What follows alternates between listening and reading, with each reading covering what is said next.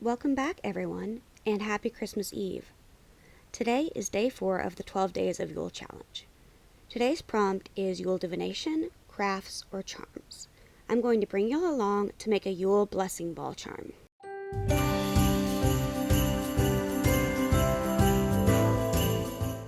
Today I'm making mine in one of these clear Christmas light shaped ornaments instead of the traditional round ones. I was given a few of these a couple years ago, and they're plastic with a screw off top, which I think works well. If you don't have any of these special clear ornaments or want to do this in more of a budget friendly way, you can use a regular ornament you already have. Sometimes the regular ornaments have a smaller opening and can be a little harder to put things into, but if you need to, you can break things up or use powdered herbs instead of whole ones. There are a lot of different options of things you could add into your ball to customize it for you and your intention.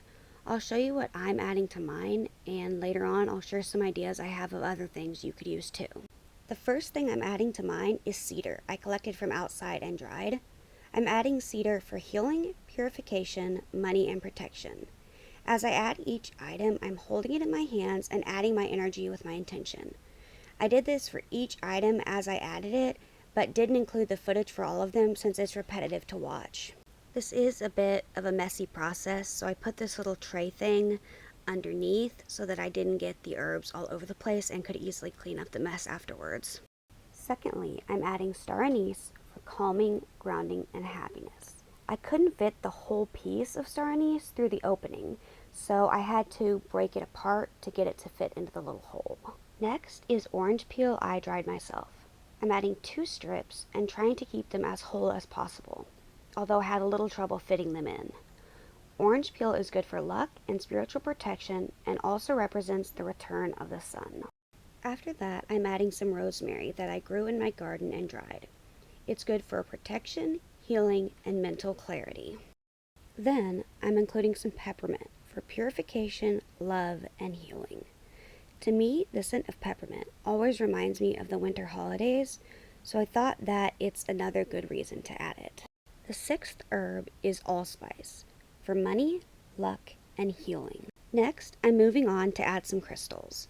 I really wanted to add a snowflake obsidian because to me it represents hope and the light in the darkness of winter, but I didn't have a piece small enough to fit in the opening of my ornament. Instead, I used some different crystal chips I have. The first is rose quartz for unconditional love. This can be for others as well as for yourself. My second type of crystal is amethyst. This is one of my favorite crystals in general, and today I'm adding it for stress relief and for stronger relationships with others and with myself. Then I'm adding green aventurine for joy, prosperity, abundance, and growth. The last crystal I'm adding is clear quartz. It's great because you can program it to be used for any intention you want and use it in place of other crystals. Today I'm adding it for cleansing, optimism, and to help amplify the power of the other ingredients. You can see that as I was trying to put the cork back on the little jar, I accidentally spilled it. I took this to mean I needed to add more of the clear quartz, so I ended up adding a few more chips and put the rest of the spilled ones back in the jar. This is when I realized I had forgotten to put in my last herb, cinnamon.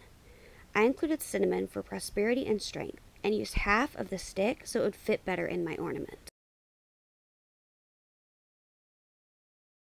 The last item I'm adding inside is a small piece of paper that I have my intentions written onto. I wrote them before starting to add everything into the ornament, and signed my name at the bottom. I folded the paper in half, then rolled it toward me to bring my intentions in. I made sure it would fit into my ornament and tied it closed with a small piece of embroidery floss. Although I added my energy with my intentions as I put in each item, before I screw the charm closed, I am holding it and adding more of my energy. I then screwed on the lid and used a piece of embroidery floss to tie on a pentacle charm for protection. I'm incorporating color magic by using a green piece of embroidery floss for this to represent prosperity, luck, abundance, and balance. If you wanted, you could use some sealing wax to seal the ornament closed too, but I decided not to do that this time.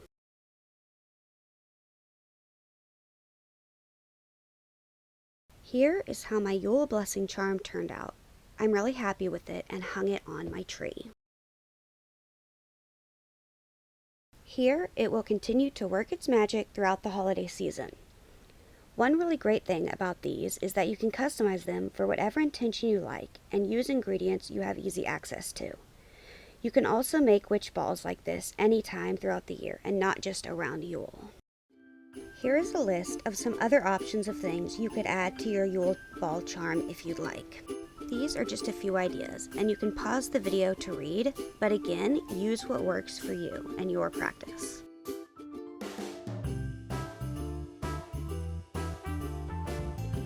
I hope everyone has a happy Christmas Eve and a Merry Christmas tomorrow. Thanks so much for watching, and to all my new subscribers. I am so grateful for all of you. I won't be posting for the next 2 days of the challenge, but come back on December 27th to see day 7 of the 12 Days of Yule Challenge. Blessings!